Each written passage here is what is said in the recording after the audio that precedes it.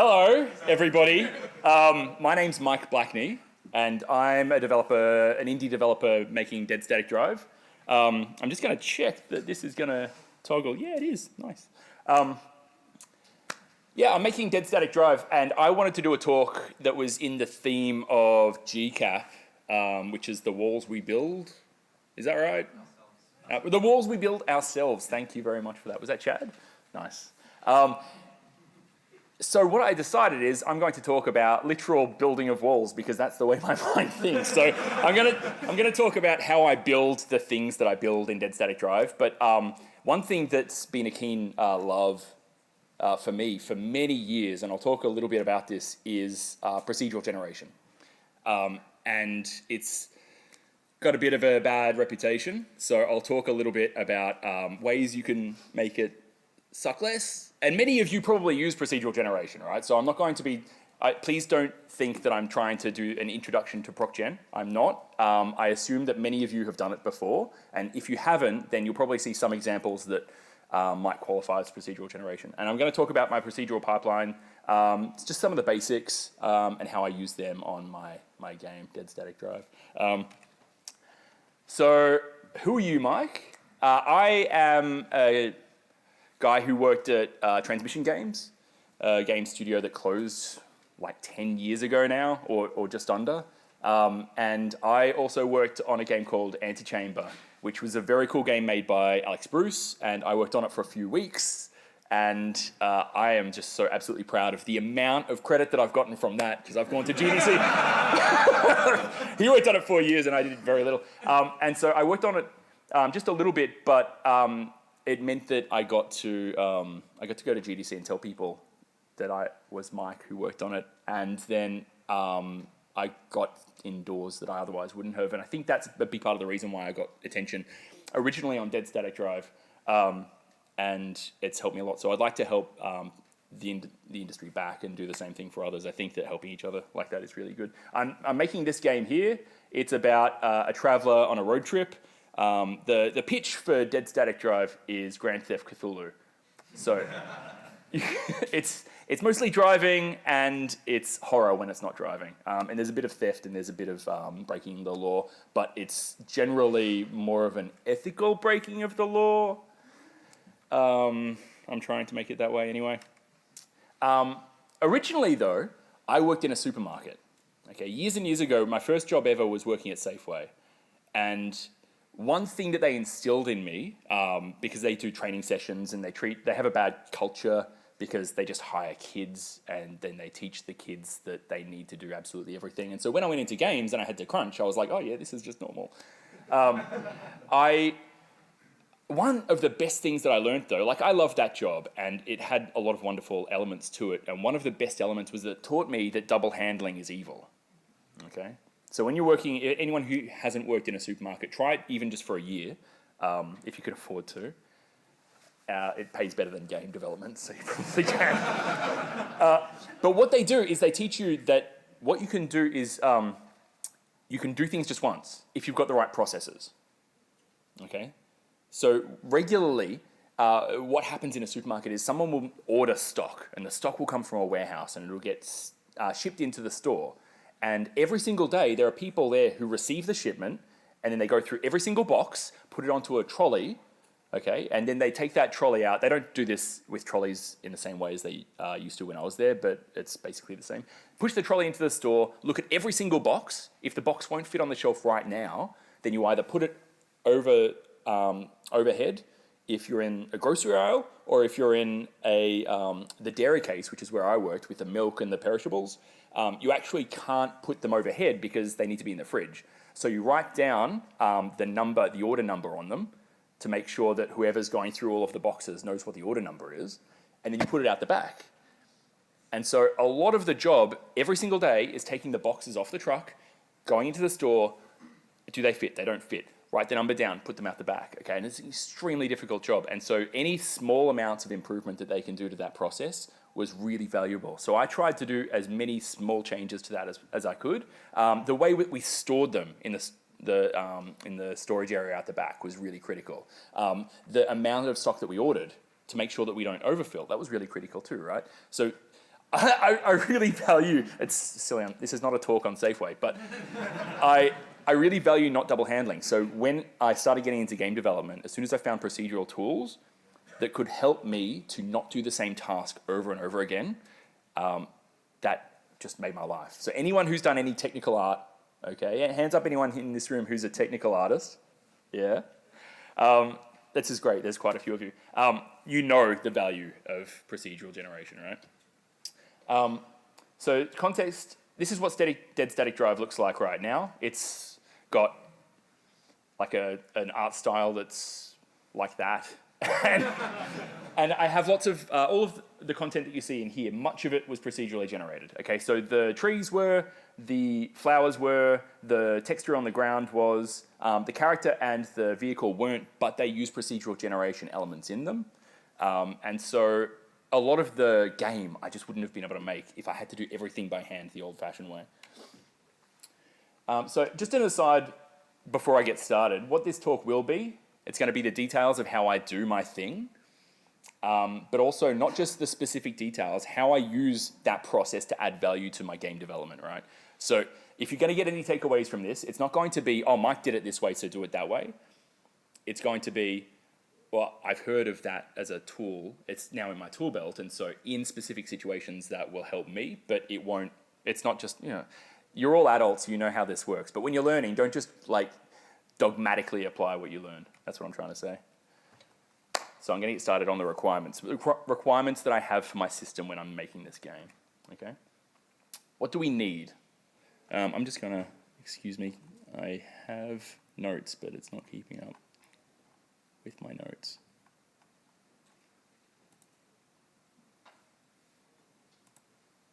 Okay. Yes, okay. So what Dead Static Drive is it's a gated world. It's an open world game, but an open world game in the same sense as Resident Evil 4 was, which is to say it's not really open world necessarily, but regularly there are opportunities to freely go between different areas, but it's gated. Okay, so I've got small maps, you travel off the edge of a map, you travel onto a new map, and it's always predictable where you'll end up, but it's not a full open world where I need to worry about streaming or continuity of the entire world to the same extent as, say, Grand Theft Auto, right? I made that decision fairly early, and I thought that would save me a lot of drama, and it really has.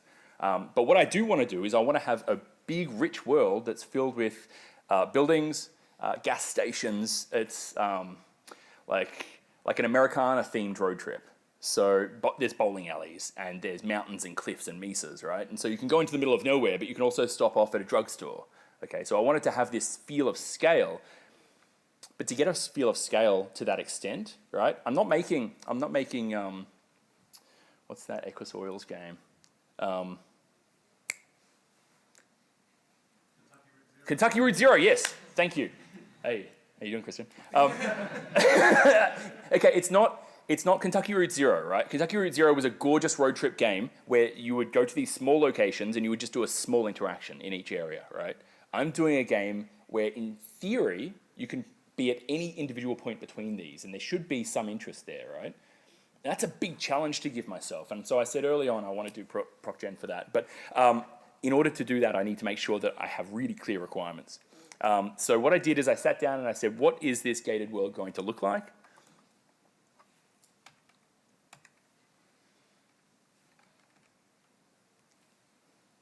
And it's going to look like this, okay? This is not my map, this is a map, okay? It's a procedurally generated game in many ways, okay? And so the way the layout at the moment for the game can be different each time you play. This is one of the ways, but I've got a set number of experiences that I want the player to have, and so I need them to be connected in a certain way. So I just sat down in Photoshop, I said, okay, so this is roughly the scale.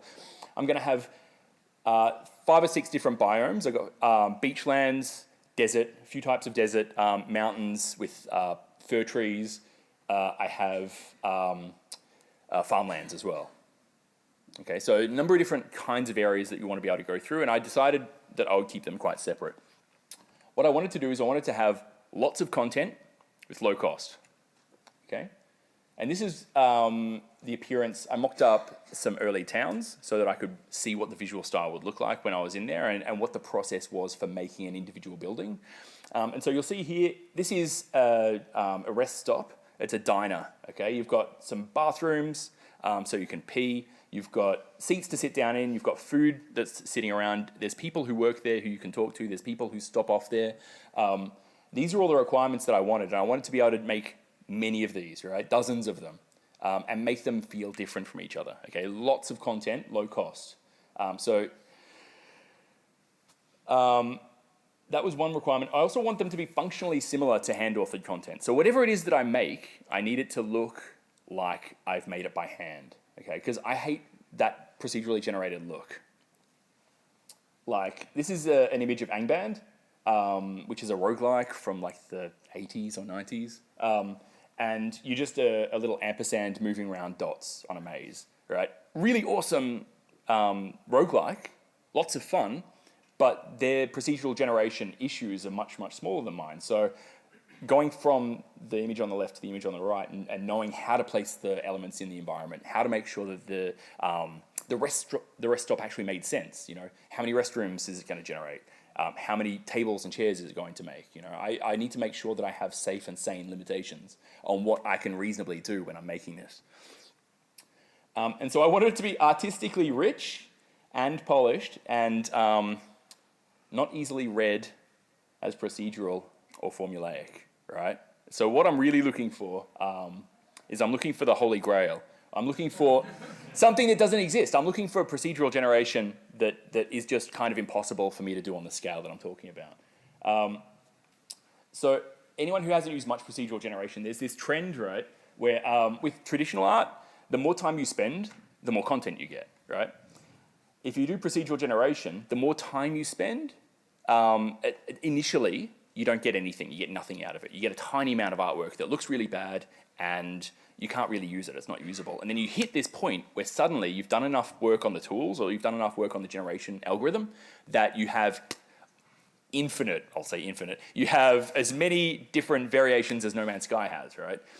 And just like No Man's Sky, if you look at the content just that it's generated by a single one of those algorithms, there's so much there and it all looks identical, okay? So the repetitiveness, if you look, this is the amount of content we make with traditional art, but the repetitiveness of traditional art is really low because every minute, every time I make something new, I don't have to follow the same systems or the same processes. But the repetitiveness of procedural generation, the more content I make, in general, you can just randomize, and you'll get a lot of different variety. But then people will see the rules. The more of your game that they play, or the more of your experience that they experience, the more they'll start to see what those rules are. And the structure becomes obvious, right? The noise disappears and the signal becomes obvious. And so you don't end up with any of that nice grain. But what I have found really useful is tool-based traditional art. Okay, so what we can do is we can make procedural tools rather than just using an algorithm to generate your entire content. You can just make a tool that does something procedurally, right? And the tool takes about as long as a procedural algorithm for making a level would. But once it's made, you use that tool to make the levels, right? Instead of hitting a button and it just generates a level, you use that tool and that tool will be able to make a different fence, for example, or a different building, right? But then you can be the curator. You can go through and say, well, this one didn't work and this one didn't work, right? And so you can very rapidly make content that's hand-authored, but substantially faster. And the good thing about it is that the repetitiveness of it is far lower than procedural generation, but it's usually higher than hand-authored content because it is still following an algorithm. But ideally, if you have enough of those algorithms, you're not going to end up with as much repetition. So this is it. This is the holy grail we're looking for. So I'm going to do a quick speed run on toolkits. I want to talk you through a whole bunch of different actual physical tools that you can use today that I use, some of them. Okay. Many of you will probably use Substance. Hands up anyone who's heard of this. Great. Excellent. I don't use that. I've never used it. I have a license for it, but years and years ago, I got a free copy of FilterForge, and I use that for all my noise generation and procedural texturing, right? If you want to get a free copy of FilterForge, just download the demo, make 4 or 5 filters, and then after a month, they'll send you a free copy, basically. You just have to make some decent-looking ones. You need to get 5 points, five credit points for their texture library. And if you make 5 good filters, and I've made like 35 or something for credit points, so I've given out free copies to all my friends. It's really fantastic, and it's been out for years, and very few people use it. I would recommend everyone use it because it's really, really good. And it's not the same as Substance, but it's really a fantastic tool. I love it. It uses nodal editing, so you don't need to script for it. Okay, it uses typical Photoshop layering systems, but it's got a whole bunch of maths on top of that as well, and it's got scripting built into it as well. It's really good. And I use it for all of my seamless noise. I regularly have to make RGB noise. So the example on the left is some cellular noise that I use for my particle systems so that they expand at different rates in the XYZ. Or XYZ if you're spelling. And on the right is fire texture, right? It's a fire noise that has RGB channels, and I can blend them in different ways, right? And I just jump in there and quickly bash out something, and I regularly do this, and it takes about 10 seconds, right? I also use SpeedTree a lot. The SpeedTree creators are quite a big fan of Dead Static Drive now because they didn't realize that you could do non-realistic, non-photorealistic trees in their tool because no one really did it much. But it's very easy to do. All you need to do is make a mesh in Maya or 3D Studio Max, and then you can use that mesh as a leaf or a flower or as a frond or whatever it is you want, right? The bulk of this tree you can see here in the middle, it's animating. The bulk is just a big teardrop single mesh. Then I have small branches coming off that are invisible, and then it has spikes coming out from those branches, right? Very easy to generate. It takes about 2 hours to get a tree together. And then you can just hit a button and it'll generate 20 different variations of that tree. And if you want, you can get source code access, so you can integrate it into the engine so that it can generate them at runtime, so every tree looks different. I don't do that. I just have like 4 trees, right? 4 different types of grass, 4 trees, 4 types of flowers. And it has enough variety for me, so long as I scale them and rotate them to different angles. And I use World Machine. World Machine is wonderful for texturing any environments, okay? And it's like $150. It's really great. And if you take any kind of a terrain, then you can apply World Machine nodal network to it, not only to change the height values, you can apply erosion to them to erode the soil so that it follows the natural erosion kind of curvature of whatever ground you've supplied. But you can also say, based on the erosion, based on the normal, the surface normal, or based on how concave it is. If it's concave, then it might have a rivulet, right? And so you want to have it so that it is colored differently because sediment builds up there, right? You can apply snow in it. You can apply lighting bakes to it. It's wonderful. It's a wonderful tool. It's like $150. I would recommend everyone use World Machine if you haven't so far. So offline tools, they're great. They're often inexpensive, which is perfect. You can get them for free or $100. SpeedTree is, I think, the most expensive tool I have, which is $30 a month. But if you do a really good job, then they'll give you a free copy, right? Regularly, if you get out there and you show that you're a big fan of it and you help them promote their content, there's regular ways to get free copies. And the wonderful thing about tools like this is that you can curate the procedural art, right? So you can have a bad algorithm, which I'll show in a second, and then just generate a bunch of different variations and just go, next, give me a new variation, new variation. These look like garbage. Oh, but this one particular generation is really good. They don't all have to be good if you're not generating it real time, if you're generating offline. And they're good for automating work tasks. So anytime that you're an artist and you spend like hours doing the same thing, you're wasting your time, you're double handling, okay? So find a technical artist or teach yourself a little bit of Python or one of these tools, some scripting, and get a system put together so that you can do it yourself. So this is an example of what I'm talking about when I'm saying curation. On the left-hand side is a texture that I made for a sci-fi game that I was working on a few years back that didn't end up launching. And I made a texture generator in FilterForge for it, which took about 3 days. And after that, I had about 400 different textures for the game that we could use. Different kinds of metal panels for spaceships, for interiors, for walls, for all sorts of things, right? We basically didn't have to texture any metal stuff anymore, which was wonderful.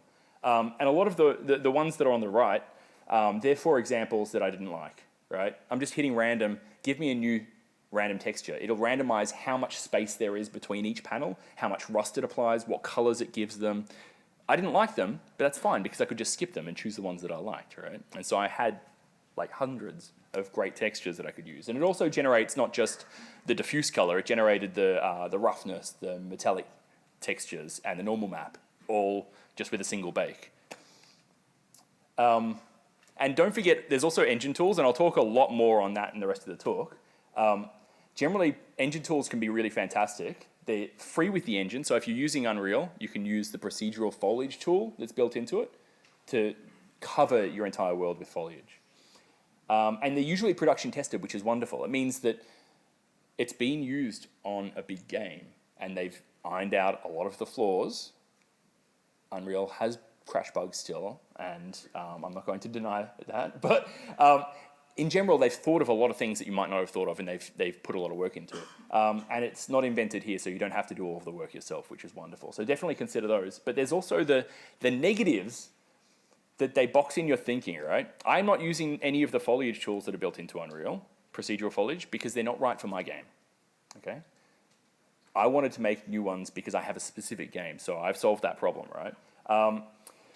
And a big part of my decision to do that was because I was trying to use, it was a square peg in a round hole. I was trying to make a much richer game than those tools would allow. I still had to do far too much of the painting, the nitty-gritty of every environment that I made. And so I didn't want to do that. I wanted to automate that process of applying foliage to my game. And it's not invented here, so you don't end up like completely knowing and understanding all of the systems, and so you have to learn it anyway. Sometimes it can be quite fast to just code your own stuff. I'm not going to go into these now, but I just want people to know that there's a lot of systems out there, and if I was teaching, I used to teach at SAE. If I was teaching, I would go through the different processes that you can use to generate different procedural content, right? If you're making your own artwork, your own levels. Modular systems are things that snap together, so like the guns in Borderlands. L systems are systems like you can grow a tree by saying, give me just the root of a tree, and then you can have a branch coming off that. And then each branch is also a mini version of a tree, right? And so you have a little root coming out and then a branch coming off that. And that's how you can generate procedural trees quite easily. You make up a small set of rules and then you apply that rule to itself over and over again. It's really cool. Shape grammar is similar to that, but it's a good way to break down structures like buildings. And then there's procedural meshes. You can use shaders. You can ad hoc any solution, like make your own dungeon generator. But what I'm going to do now that I've given an introduction to tools, is I'm going to show you the specific details of what tools I've made for Dead Static Drive. And what I have is I have a hierarchy of content. And that's helped me to no end. I don't just make a single asset for my game. I make an asset and I make it able to be procedural, and then I make another asset that uses that asset, okay? And it tells it how to make itself procedurally. And then I make another asset that contains both of those. Okay, so I'll go into the details of that. My inspiration originally was other good games that have editing in them. This is City Skylines, right? This is a game that lets you make cities, and it's made for people who aren't game developers, and the level design tools in it are phenomenal, okay? If you're going to be making your own big game and you want to make tools for yourself, look at other people's ideas and steal them, because that's what I did. This road building is just phenomenal. You just say, I want a road from here to here, and if it goes over water, it builds a bridge, right? And you can go through and you can change small areas. You can say, okay, I want it to branch off here, and you can say, I want it to be a freeway, and so it'll change the kinds of meshes that it use. I want it to be elevated, or I want it to be on the ground. And it's just a wonderful editor. So I tried to steal as many ideas as I could. But I didn't make them as polished as this, as you're going to see. So here's one of the first procedural generation tools that I made. It's called a debris blueprint. And it makes debris, okay? This is when I decided to go away from the foliage tool in Unreal. And what it does is it lets me say, within a certain volume, I want to generate debris. And I can say what meshes I want it to use, either 1, 2, or 50 different kinds of meshes. The types of meshes that I want, right? But I can also say how dense I want it packed. Do I want it to be low density? So just like occasional like business card and a newspaper on the ground and a couple of coffee cups fallen over, right? Or do I want it to be like a bins being knocked over and it's just everywhere? I also get to set And what's really critical that you might see here that I'm doing, you won't notice it. When I change the scale, when I change the density here, it's keeping the same random seed. Okay, it's generating all of these assets based on a single number that I've said. I've said, give me variation 0, okay? And that always places them in the same order. So first it'll say, okay, first I'm going to move one off to the left, and then I'm going to move one over here. It does a ray trace down to find the flat surface, and then it places them there. And you can do dozens of ray traces when you're doing this, because it's not happening at real time. It's only happening when you place them in the world. And by setting the seed and making the seed one of the parameters, it means that if I get a bad variation, I can say, don't give me that one, right? I don't need to go through and say, I don't need to write a rule that says don't generate trash on the bonnet of a car. I can just say randomly place it everywhere and then go through and tweak the number until it doesn't do what it shouldn't do, right? And so that speeds up my process. I don't have to make the tool good, I just have to make it good enough. And this here is me giving you an example. I've thrown down some soda, like squishy, what do they call this? Squeeze? I don't even know. You go to a Slurpee. Yeah, a Slurpee. There you go. I should know. I call them like soda or something. I don't know. But what I'm doing is I'm duplicating the same debris area and I'm placing them in different areas so that you can actually see it's generating the same thing. If I want to generate the exact same debris multiple times, just say I want to do that, I can do that, right? It's a cool tool, it's a cool ability. But I can also just randomly change the seed to change that. This is what used to be called my fence builder asset. And what it does is if you give it a series of points, it'll just place fences in a line between them, right?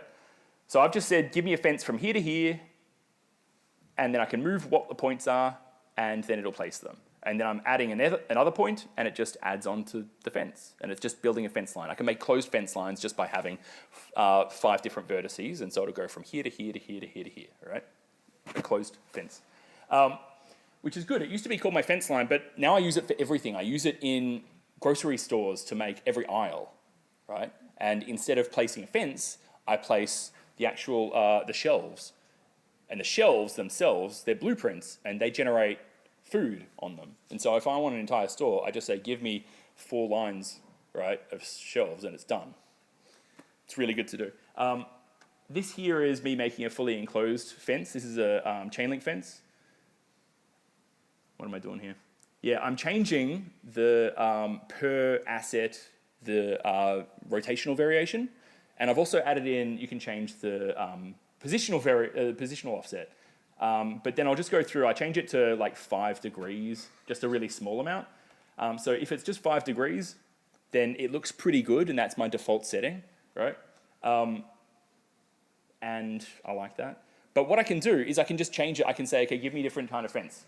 You know, halfway through generating, because it's non-destructive, I don't have to go back and redo all my work. If I change my idea and I'm like, oh man, I made this, this fence that was all chain links, but now through playtesting, the players aren't at the point where they can break down the chain link fences. They don't have the wire clippers, right? So I need to make them wooden fences. I just change a button and every fence changes to a wooden fence. And all I need to do is just say what the distance is between them, right? How far to generate a space between them. And I can go through and I can say, okay, well, wooden fences are slightly less offset from each other and just change the values, right? But it's the amount of work that it saved for, I think I spent maybe 8 hours making this a good tool to start with. It saved me dozens of hours since I started using it.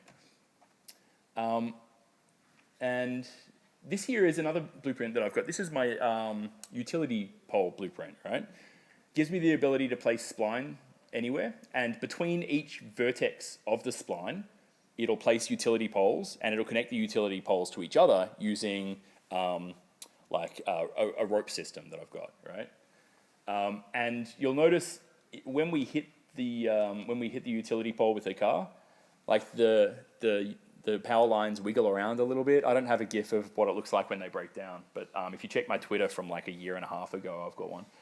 You're not going to do that. But what we're doing is we're generating assets. I'm not generating meshes, I'm generating assets, and they're fully formed scripted assets. And so if I drive my vehicle into it, then I can hurt the utility pole. If the utility pole breaks enough, it falls down and it spawns electricity, right? Like I can script things, and the scripted things will add other scripted things, and it's great.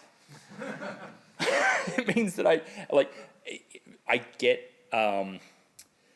get the feedback, right? I get the feedback system of having made something, and then that thing makes another thing. It's this wonderful feedback loop where it creates new experiences that I wouldn't have planned otherwise. And then final as an example, I've got tons more that I could go through that would take a long time, but this is my populator blueprint. This here is for my time of day system. Okay, now because it's a game where you can drive through towns, you could land in this area here, which is just like a little shopping district, at any time of day. So I want it to feel like the people who populate the world are populated correctly. So rather than actually spawning them by hand placing, spawn points or anything like that, what I do is I whack down a populator node, and it will find some good places to place pawns, which is the default character in Unreal, PAWN pawn, or any vehicles, right? I've got all these car spawn points that I've placed down, and I just place a spawn point at every different parking spot, and then I can just run the game, and then at different times of day, it will generate people and vehicles for them. And it will generate the vehicle first, and then it'll work out based on the vehicle how many people should occupy it, right? And based on the vehicle, should it be a family? Should it be a couple? Should it be an individual? If it's a work truck, then it's more likely to have an individual, for example, right?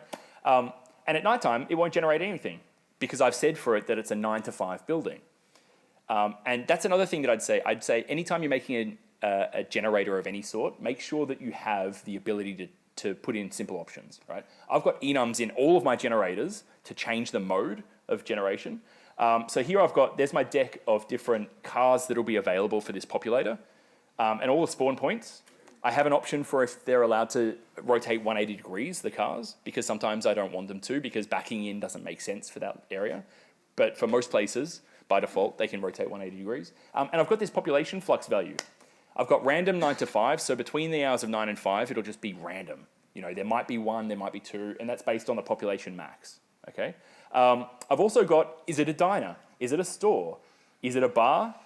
Okay, so or is it random, purely random at all times, right? If it's a bar, people will be there in the evening, but they're not going to be there as much during the day. And so they've got different kind of bell curve for when it'll generate them. If it's a store, then it'll usually be right after work or right at the end of the day, but there's also a little bit during the day. And if it's a diner, then it's during meal times, right? And otherwise, it's not that much. And it's great. It's great to just throw an option in like that. And I've got themes like that in almost everything. I've got themes for my food. I've got themes for my buildings. And I just say, okay, this is a building that's destroyed, but it used to be a diner. Or this is a building that's a bowling alley, right? And so they'll have different kinds of food generated based on the environment, and different kinds of items that get dropped by the people who get generated for that area. What kinds of items did they pick up when they were on their travels and they went to the bowling alley? They might have a bowling ball on them if they're generated in a bowling alley, right? Like, it's really cool to have a theme system that's built in that just kind of seeds everything that's generated with these random values. And if you just put a small amount of work setting them up, then it means there's this richness, this perceived richness from the players that otherwise would take a lot of effort to put in. And this is just scratching the surface, right? Like, I have my building generator now generates a building, it generates the ground floor, it generates the roof, it generates all of the contents inside, it generates the people based on the time of day, and all of the contents that it generates inside have pickups that might appear. It might have food, it might have bags, right, that you can take, it might have clothes. And it's wonderful to be able to do that as a hierarchy, right? Don't just make a generator that goes through and does all the details, make layered nests of generators. And finally, I'm going to talk briefly about Wavefunction collapse. This is going to be pretty quick, but I've got some good links that if you take photos a bit later, you'll be able to see more information on it. This is an algorithm that I'm using now, and it's glorious and kind of new. Not many people have used it, and so can I just see, has anyone heard of it? Awesome, not that many, great. It's a wonderful algorithm. I'd recommend that everyone look into the demo that I'm going to show. It's not mine, it's Oscar Stallberg's. So Wavefunction collapse, what I wanted to do, Dead Static Drive, it's a driving game at heart, right? And so a big part of my generating the big environments was me deciding how the terrain was going to be generated. So to start with, I had a few goals. I wanted to make it so that it was a large open environment. You had the ability to drive for at least a minute before you reached the other side of a map, and ideally for longer. And so I needed to be able to either make a really big terrain or also or to make it so that the terrain had nice curves and areas that blocked you, so you had to drive around them. Okay. And because I'm making a game that's a comic lit game, regular terrain doesn't look good. Okay, so you can see as I'm tilting the camera up here, you can't actually tell very easily the elevation unless I put a whole lot of texture on. And even then, it's not that easy to tell the elevation. And particularly because of the art style I chose, when things are in shadow, they have a lot less kind of contrast between the textures, right? Which makes it really difficult when I'm playing the game and when anyone who doesn't know the layout of a level is playing the game to know if they're going to crash into a cliff or not, right? You're traveling at high speed, it's an isometric game, top-down camera. It's a big problem that I had to solve. So I spent a lot of time trying different generation systems. So this is one attempt that I tried. This is my early attempt, and I spent a long time with the game looking like this. You'll see there's a slight cliff on... I say you'll see. There is a slight cliff on the left, and you can't really see it. But it's also it's a ramp cliff, so you can drive up it as well. And players never knew that. They're playing the game. They don't know if they're able to drive up it or not, and they just drive around in circles, being like, "Well, I don't know how to go. I don't know where to go." There's no obvious road going up there because I didn't want to handhold them the whole way. But it appeared as if they would just smash into it and die. Okay, so I spent a lot of time trying to work out how to correctly signpost different elevations, whether it's a ramp or a cliff, give the right information to the player. And then I started working with World Machine. That was after a little while, and the generations that I was getting from World Machine were actually working quite well. This is how it works when the lighting changes. And because what World Machine does is it lets you change the texture of the ground based on the concavity, like I was saying before, based on the slope, it meant that it was much better at signposting what the angles were, right? So people playing the game had a better idea of whether they were going to crash into something, whether they were going to go over a hill. So when I came up with this, I was like, okay, this is good, but I need to have a solution that works so that I can generate them consistently, because if you don't go through and curate to the 9th degree when you're generating procedural terrain like this, then you end up with a lot of unplayable areas. So what I came up with, I looked around a lot at pieces of art that were inspirational to me, right? What I wanted to do is I wanted to make experiences for the player. Because when I was generating terrain like this, it wasn't making experiences, it was making big, bold areas that were just empty, right? There'd be trees, there'd be roads, but it wasn't giving me things to visit, experiences to have, reasons to go off the beaten path, right? And so I started thinking, well, there's this thing that people do. I'm trying really hard to not show images of Overland, which is another game that looks extremely like my game. So I'm using these, and these are also good. The idea basically that I came up with was I want to generate the entire map by coming up with a series of small experiences, okay? And I will seed them and I will connect them together, okay? But I'll also connect them randomly and I'll make more than I need so that the players can have a different experience each time they play, all right? The first time they play, they'll get a set experience. And then as you play multiple times, you'll get different experiences, and so you won't be able to learn it. And so each time you play, you'll be challenged in different ways. So what I did is I came up with that as a concept, and then I said, okay, well, the real problem now, how do I fit these tiles together, right? I've got these small set experiences, but they need to be coherently stuck together, and that's that felt like a difficult thing to do. I needed a good algorithm. And I found a few years back when I was talking to Oscar, I found this, and he started using it for his demos that he was doing. This is not Oscar. This is the person, I don't know who this person is, but this person made the Wavefunction collapse algorithm. They came up with the core concept. On the right is just something that they have retweeted recently, which is just a really rad little level that's been made. But it's a generated level based on content. So the thing about Wavefunction collapse, what it is it's a generation system. You can make things. It doesn't have to be geometry, but it can be geometry. It'll make things and it'll stick them together in a way that makes sense and is consistent with what you've fed to them. So if you feed them the thing on the right, something that looks kind of like that has the right kinds of assets, then it will be able to break them down and understand how they're meant to stitch together, and then it can recreate them in ways that are self-consistent. Okay, so as a non-technical person, what that means is I make a cool environment and then it breaks it down, thank you. And it breaks it down and says, okay, I'm going to make a cool environment for you as well, right? And that looks similar, but it's not the same. It's really cool. Now this is Bad North. Oscar used Wavefunction collapse to create the levels for this, and so he's got procedural levels, and he's made a series of assets, and what they do is they get stitched together in a cool and interesting way. And they're always, you're always able to get between places because he's added onto the algorithm a pathing system that rejects levels that aren't traversable, right? This is basically how it works. This is a demo. You'll see here, Oscar Stylberg /game/wave/wave.html. Take a photo of that. That'll be on the slides, the next few slides, because I'm just going to show you a demo of how Wavefunction collapse works, right? What you do is you feed it a set of assets that connect to each other in some logical way, right? This is just a simple example that he made to show off how the algorithm works. This is a simplified version, but it's really great to demo it, right? If I'm moving the mouse around and I'm selecting the edges of tiles, and what's happening is it's highlighting which tiles would logically connect to them.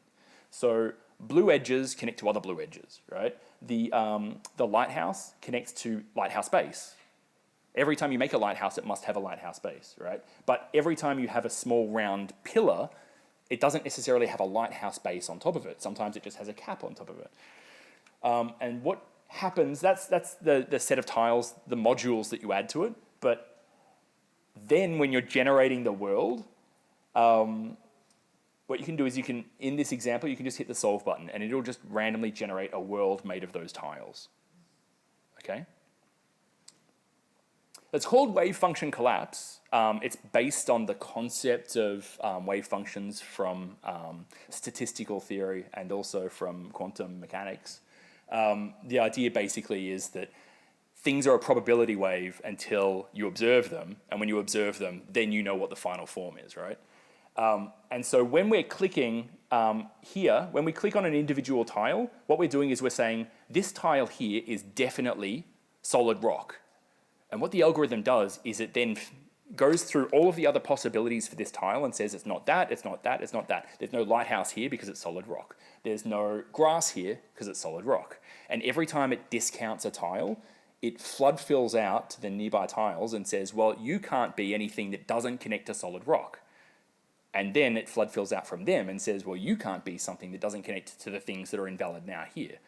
So basically what it's doing is it's collapsing, to misuse that phrase, it's collapsing down all of the possibilities to a single tile. And then everything that's not possibly connected to me is eliminated from the possibilities for the adjacent tiles, right?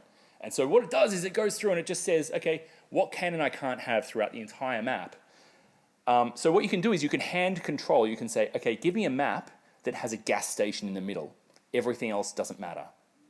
Then it will generate a gas station with roads. And then it says, well, those roads have to go somewhere. Where can they go? And it will just generate the entire map. The rest of it might have flatlands, or it might have mesas, or it might have a bowling alley, right? It could have anything that I've given it as input to the algorithm. So long as it's got in that one location that I asked for a gas station, it's got it. It's really fantastic. So this is the early stuff when I was prototyping Wavefunction collapse for dead static drive. This is a small map that the green areas are elevated, the darker brown areas are ramps, and the paler areas are like silt that's built up. That's like a small elevation change to go up the ramps, right? And there's also cliffs. There are cliff locations where you can actually fall over the edges. So I just made a small tile set to check it out. Here we go. I'm just going to speed through these a little bit because it's getting late and I want to make sure there's questions. So this is me generating in real time different maps, right? And I just scrubbed through a slider in Unreal, and as I scrub through and change the seed for these maps, it'll change which tiles get located in different areas, right? This is the early stuff. Now I've got demos, and I'm not showing my current stuff because it's kind of a bit in the middle of development. But I have full roads being placed, I have full towns being built, and they're connected in a way that's logical and seamless and gives the player cool experiences for the entire map, right? The good thing about it is that it's determinative. If you want it to be, then you can have it so that it always generates the exact same map for you, right? By just giving it the same input values. And it's not commutative, which is wonderful. If you say, give me a gas station on the left-hand side, and a gas station on a right-hand side, those two generation systems could end up with a completely different map, right? And if you say, give me a hill here and a gas station here, then it's, well, sorry, if you say, give me a hill here, you may not be able to put a gas station here, right? If they don't line up together. So you can't necessarily do the same thing in a different order. There you go. It's a math thing. I thought that I should explain that. And then this is me playing the map, right? This is again, the early example, but it gave me the ability to drive up onto cliffs, to visibly tell when I was changing elevation because of the hints that I was giving to myself. These aren't the hints that I expect the player to learn from, but I expect me to be able to at least drive and understand. Because I feel like I'll be able to put enough signposting in that players will be able to know where there's a cliff and where there's a ramp. And that for me was the biggest problem that I needed to solve on this game. And one thing that I've been talking about it as a map generation tool, right? Wavefunction collapse isn't that. It's a problem solving tool that solves problems that you hand it, right? If you give it a system, it can break those things down and give you similar things, right? As an example, I have a procedural story generation system, right? I have a story generation system, but all I need to do is I need to use WFC, Wavefunction collapse, and I can then say, okay, I want to have it so that there's a love interest here. What story components connect to a love interest, right? I want to have a moment of horror, and just after a moment of horror, it's always followed by a moment of peace, right? And then I can just say, give me this experience for the player. I want it to go like really intense here, and I want it to be really peaceful here, right? And then it can just fill out the rest of the story and give the player different experiences based on the narrative structure that I've asked it to, right? It doesn't have to be geometry. It can be anything you want. It's a problem-solving system. And you can also use it, which is great. I haven't shown it, but I've got it running. You can use it for seamless tiling or infinite tiling, right? If I make a single map that's 8 by 8, right, then I can say, well, give me the next 8 tiles, and then the next 8, and then the next 8, and it'll just seamlessly connect all of them and problem solve. It's wonderful. Although it has problems, it can fail. If you haven't given it enough good inputs, then it can actually fail to generate, right? And so sometimes you have to generate 2 or 3 different maps because sometimes it will say, okay, I've gone up a hill here, and then there's a cliff here, but then there's no suitable tile that would work right here. So you need to give it a lot of inputs if you want it to be consistent and not actually and fail. And I've said it's order n squared. I don't know. I haven't done it. I'll do a SIGGRAPH talk or something, and I'll ask someone who knows about that to tell me. And one of the big problems with wavefunction collapse that I have found is that you need to find this. If you're using it for generating the environment, you need to really balance how big those tiles are going to be. Are they going to be 800 meters across, 400 meters, 1600 meters, right? Because the bigger the tile, the more the player will be like, oh, I've seen this tile before. But if the tiles are really small, then it's not actually going to look like a realistic environment. And so finding that balance for me, for the game that I'm making, was a little bit of work. It was a few days worth of trial and error and remaking the assets. So if you're going to use it, make sure you do some tests. Don't do your final art based on your assumptions of what will work, because it might not for you. Cool, thank you.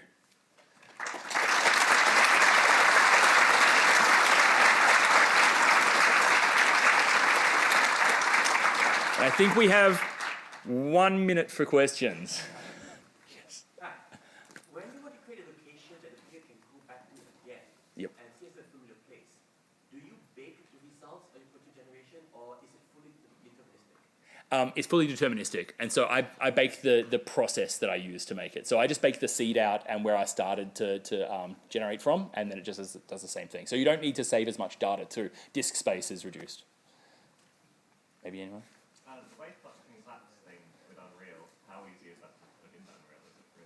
I found it really easy. I'm like 39 though. So like I've done a bunch of stupid stuff in my time, and so I've got like previous experience to base it on. I would give yourself a bit of time to do it. It took me, when I was first making it, I think 3 days to make the original version, and I've only spent a few extra days on the code, not much. So it's not that bad. Yeah. So what percentage of the game would be actual procedural when you run it, and what percentage would be curated content you've created? It's always procedural, It's always choosing from curated content though. So it's kind of, there's a lot of curated experiences that I've put in, but it's procedurally giving them to you. So pretty much everything, yeah. Did you say you made most of that using real blueprints or by actual code? Oh yeah. Almost everything that I've made for this game is blueprints. So there's like a little bit of C++, but I would say probably about 10% of the game is C++.